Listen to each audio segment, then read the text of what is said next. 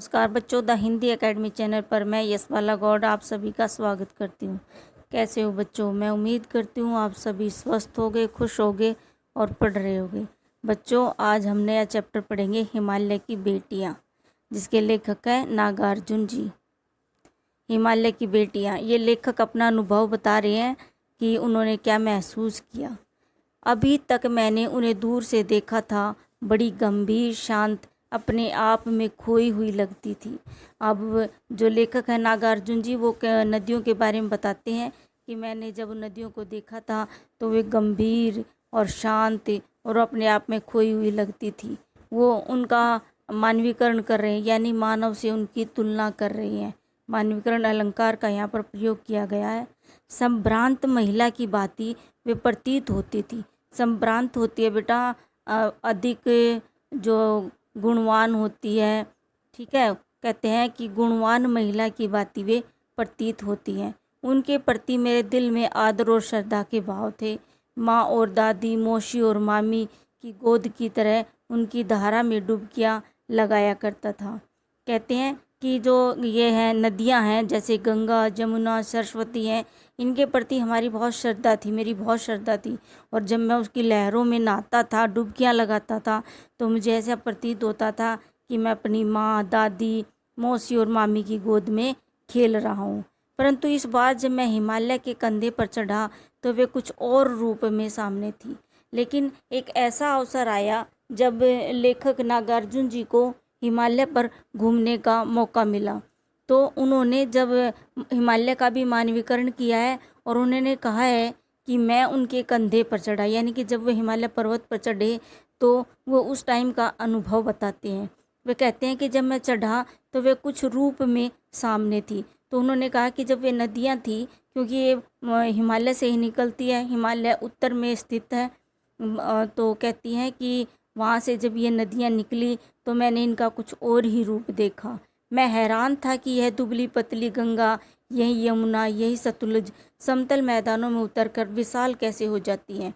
और लेखक यह देखकर हैरान था कि जब वह हिमालय पर्वत पर गया तो वहाँ पर ये गंगा, यमुना और सरस्वती, सतलुज नदी, ये सभी बिल्कुल थोड़े थोड़े से पानी से पतली सी निकल रही थी। थोड़ा थोड़ा पानी था इनमें, और ये सोचकर ये हैरान था कि यहाँ से तो इनमें थोड़ा थोड़ा पानी है।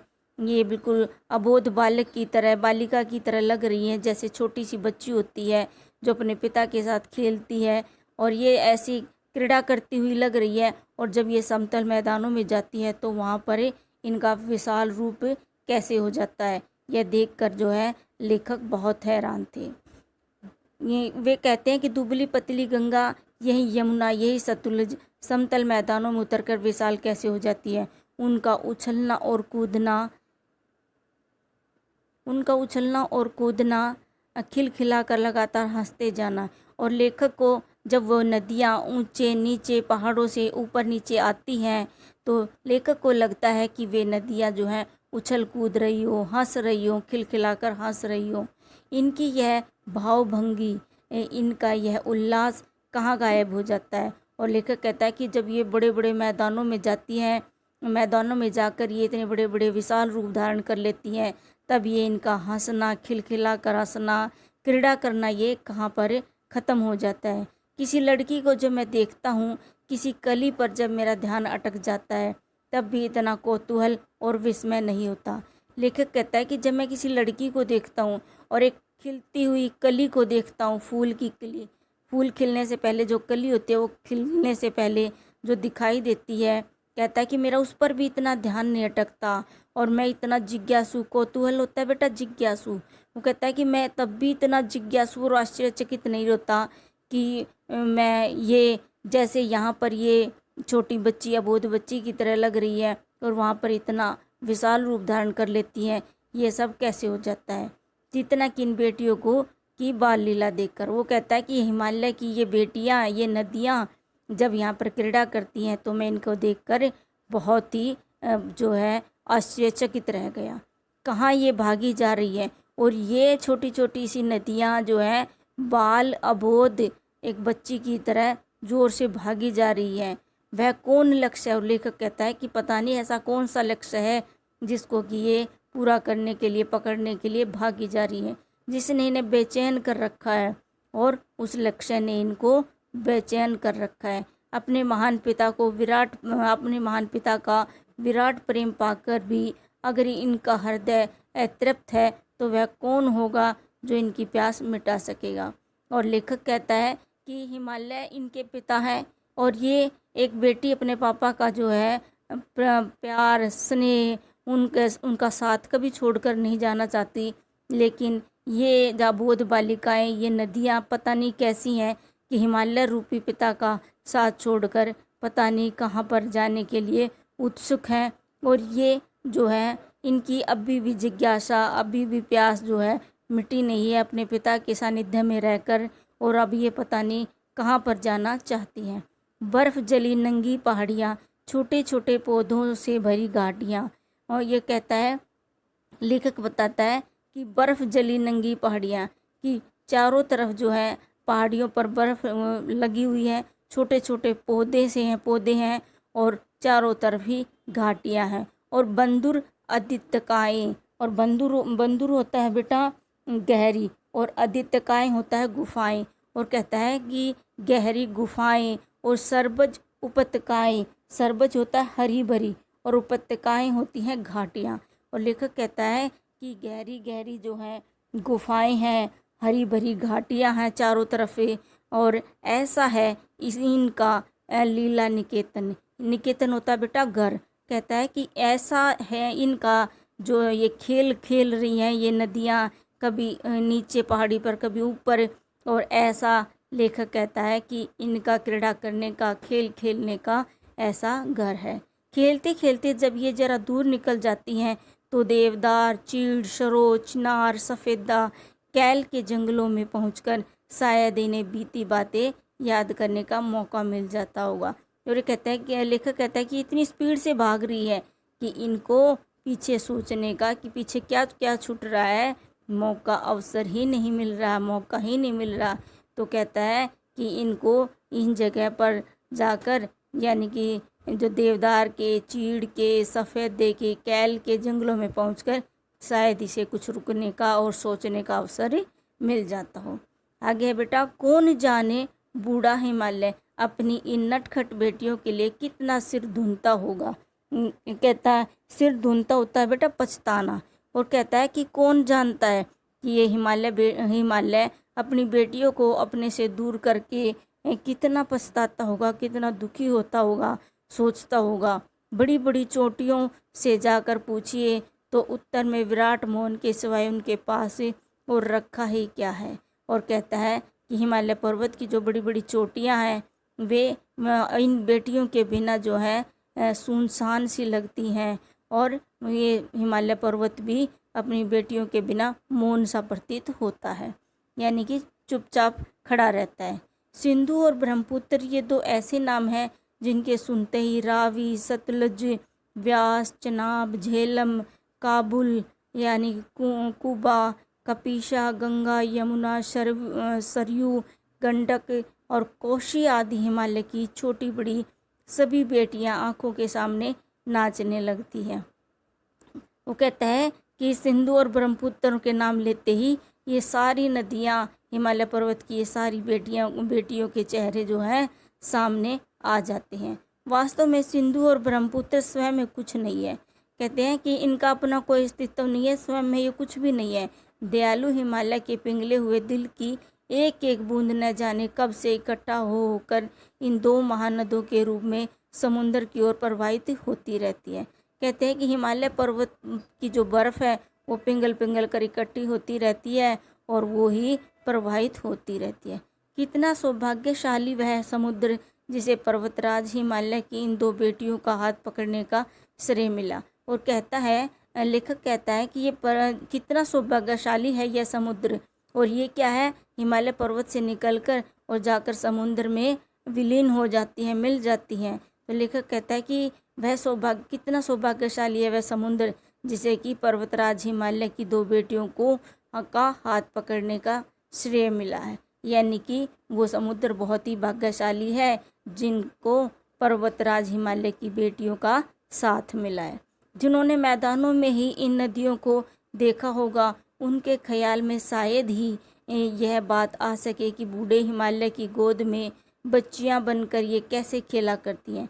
लेखक कहता है कि जिन्होंने सिर्फ इन नदियों को मैदानों में देखा है, उनको तो ऐसा पता ही नहीं होगा कि ये हिमालय पर्वत पर कैसी छोटी छोटी अबोध बालिकाओं के रूप में अपने पिता के साथ क्रीड़ा करती हुई प्रतीत होती है। माँ बाप की गोद में नंग धड़ंग होकर खेलने वाली इन बालिकाओं का रूप पहाड़ी आदमियों के लिए आकर्षक भले न हो, लेकिन मुझे तो ऐसा लुभावना प्रतीत हुआ, वह रूप की हिमालय को ससुर और समुद्र को उनका दामाद कहने में कुछ भी झिझक नहीं होती। लेखक कहता है कि जो हिमालय पर जो और व्यक्ति रहते हैं, आदमी रहते हैं, पहाड़ी आदमी रहते हैं, चाहे उनको कोई ये चीज़ आकर्षक ना लगी हो, क्योंकि वे तो हर रोज़ देखते हैं, लेकिन मैंने जो पहले इनका रूप देखा है मैदानों में, और फिर मैंने हिमालय पर्वत पर इन नदियों का रूप देखा है एक अबोध बच्ची की तरह, तो मुझे तो ये बड़ा ही आकर्षक और मन को भाने वाला लगा। और कहता है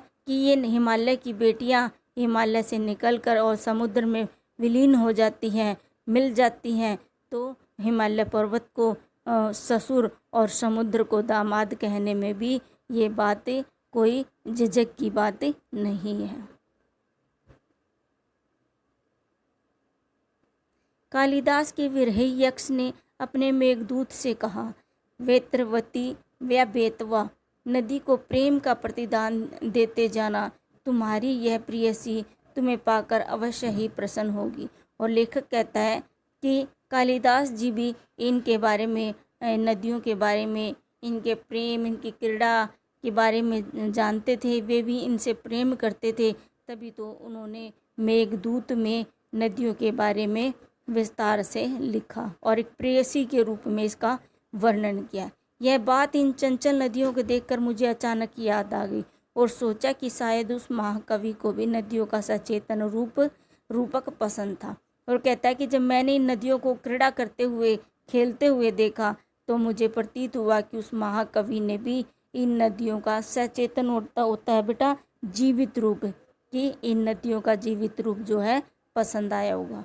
दरअसल जो भी कोई नदियों को पहाड़ी घाटियों और समतल आंगनों के मैदानों में जुदा जुदा शक्लों में देखेगा, वह इसी नतीजे पर पहुंचेगा। लेखक कहता है कि जो भी इन नदियों को पहाड़ियों और घाटियों और समतल मैदानों दोनों पर देखेगा, तो उनको मेरे की तरह ही प्रतीत होगा। काका कालेलकर ने नदियों को लोक माता कहा है, और लेखक कहता है कि काका कालेलकर ने नदियों को लोक माता कहा है, किंतु माता बनने से पहले यदि हम इन्हें बेटियों के रूप में भी देख ले तो क्या हर्ज है। यानी कि लेखक कहता है कि हमारे मन में बचपन से ही नदियों के प्रति बहुत श्रद्धा होती है। जहाँ गंगा मैया हो, हम हाथ जोड़ते हैं, सरसों है ना, यमुना, सतलुज, हर की जगह हम इनकी पूजा अर्चना करते हैं, इनको माँ कहकर पुकारते हैं। लेकिन लेखक एक और अलग रूप प्रस्तुत कर रहा है और कहते हैं कि इनको माता मानने से पहले हम इनको बेटियों के रूप में भी देखें, तो इसमें भी कोई ऐतराज नहीं होना चाहिए। और थोड़ा आगे चलिए, इन्हीं में अगर हम प्रेयसी की भावना करें तो कैसा रहेगा। और लेखक कहता है कि जब ये बेटी हो सकती हैं, माता हो सकती हैं, तो किसी की प्रेयसी यानी कि प्रेमिका भी जरूर होगी। ममता का एक और भी धागा है जिसे हम इनके साथ जोड़ सकते हैं। लेखक कहता है कि हमारे देश में, भारतवर्ष में जो है, रिश्ते नातों को बहुत मान्यता, बहुत इज्जत दी जाती है, महत्व दिया जाता है, तो क्यों न हम इनको माता के साथ बेटी और बेटी के साथ एक प्रेयसी का रूप भी धारण कर ले। और लेखक आगे कहता है कि थोड़ा और आगे चलिए, इन्हीं में अगर हम प्रेयसी की भावना करें तो कैसा रहेगा। ममता का एक और भी धागा है जिसे हम इनके साथ जोड़ सकते हैं। बहन का स्थान कितने कवियों ने इन नदियों को दिया, एक दिन मेरी भी ऐसी भावना हुई थी। और लेखक कहता है कि जब हम इन्हें माता कह सकते हैं, है ना, बेटी कह सकते हैं, तो ये प्रेयसी भी होंगी किसी की, और अगर ये रिश्ते हैं तो ये किसी की बहन भी होंगी। लेखक कहता है कि मेरे हृदय में जो है ऐसी भावना आई। थोलिंग तिब्बत की बात है, मन उचट गया था, तबीयत ढीली थी, सतलज के किनारे जाकर बैठ गया। लेखक कहता है कि मैं एक बार तिब्बत में थोलिंग गया था तो वहाँ पर मेरा मन काफ़ी उदास था, मेरी तबीयत थोड़ी ख़राब थी तो मैंने क्या किया कि सतलज नदी के किनारे जाकर उसमें पैर डुबोकर बैठ गया। दोपहर का समय था, पैर लटका रखे थे और थोड़ी ही देर में उस प्रगतिशील जल ने असर डाला, तन और मन ताज़ा हो गया तो लगा मैं गुनगुनाने। और कहता है कि उस पवित्र जल में जब मैंने पैर डुबोए तो थोड़ी ही देर बाद मेरा मन और मेरा तन दोनों ही शांत हो गए और उस शीतल जो है ठंडे जल ने मेरे अंदर भी शीतलता प्रदान कर दी। तो और मैं मंत्रमुग्ध होकर, लेखक कहता है कि मैं गुनगुनाने लगा। जय हो सतलज बहन तुम्हारी, लीला अचरज बहन तुम्हारी, हुआ मुदित मन हटा खुमारी, जाऊं मैं तुम पर बलिहारी, तुम बेटी यह बाप हिमालय, चिंतित पर चुपचाप हिमालय, प्रकृति नटी के चित्रित पट पर, अनुपम अद्भुत छाप हिमालय, जय हो सतलज बहन तुम्हारी। और लेखक ने ऐसे सुंदर सी, मधुर सी, बच्चों प्यारी प्यारी सी पंक्तियाँ बनाई और गाई। तो आपको ये चैप्टर कैसा लगा? अब आपको मेरे साथ इन प्रश्न के उत्तर बताने हैं, ठीक है? तो एक एक प्रश्न मैं बोलूँगी और आपने भी मेरे साथ उनके आंसर बताने हैं। जैसे फर्स्ट क्वेश्चन है, नदियों को माँ मानने की परंपरा हमारे यहाँ काफ़ी पुरानी है, लेकिन लेखक नागार्जुन उन्हें और किन किन रूपों में देखते हैं? उन्होंने बहुत सारे रूप माने हैं ना। जैसे नदियों को माँ मानने की परंपरा भारतीय संस्कृति में अत्यंत पुरानी है। नदियों को माँ का स्वरूप तो माना ही गया है, लेकिन लेखक नागार्जुन ने उन्हें बेटियाँ, प्रियसी व बहन के रूप भी देखते हैं। अभी हमने पढ़ा था ना सिंधु और ब्रह्मपुत्र को की क्या विशेषताएं हैं, तो इसका आंसर होगा बेटा, सिंधु और ब्रह्मपुत्र हिमालय की दो ऐसी नदियां हैं जिन्हें ऐतिहासिकता के आधार पर पुल्लिंग रूप में नद भी माना गया है। इन्हीं दो नदियों में सारी नदियों का संगम भी होता है। प्रकृति और भौगोलिक दृष्टि से भी इनकी महत्ता है। कहा जाता है कि ये दो ऐसी नदियां हैं जो दयालु हिमालय के पिघले हुए दिल की एक बूंद से निर्मित हुई है। इनका रूप विशाल और विराट है। इनका रूप इतना लुभावना है कि सौभाग्यशाली समुद्र भी पर्वतराज हिमालय की इन दो बेटियों का हाथ थामने पर बड़ा ही गर्व महसूस करता है। तो नेक्स्ट क्वेश्चन है बेटा, काका कालेकर ने नदियों को लोक माता क्यों कहा है? आंसर होगा, काका कालेकर ने नदियों को लोक माता इसलिए कहा है क्योंकि नदियाँ युगों युगों से मानव जीवन के लिए कल्याणकारी रही हैं। ये युगों से एक माँ की तरह हमारा भरण पोषण करती हैं। इनकी जल भूमि की उर्वरा शक्ति बढ़ाने में विशेष भूमिका निभाता है। इसलिए नदियाँ माता के समान पवित्र एवं कल्याणकारी है। मानव नदी को दूषित करने में कोई कसर नहीं छोड़ता, परंतु इसके बावजूद भी अपार दुख सहकर भी इस प्रकार का कल्याण केवल माता ही कर सकती है। अतः काका कालेकर नदियों को माँ के समान बताते हैं और यही कारण है कि वे उन्हें लोक माता का दर्जा देते हैं। नेक्स्ट क्वेश्चन है बेटा, हिमालय की यात्रा में लेखक ने किन किन की प्रशंसा की है? हिमालय की, इसका आंसर होगा बेटा, हिमालय की यात्रा में लेखक ने हिमालय की अनुपम छटा की, नदियों की, अटखेलियों की, बर्फ़ की ढकी पहाड़ियों की, पेड़ पौधों से भरी घाटियों की, देवदार, चीड़, सरोज, चिनार, सफ़ेदा और कैल के भरे जंगलों की प्रशंसा की है। तो मुझे उम्मीद है बेटा कि ये चैप्टर आपको समझ आया होगा। थैंक यू बेटा, और इस चैनल को प्लीज़ लाइक करें और शेयर करें और सब्सक्राइब करें। थैंक यू बेटा।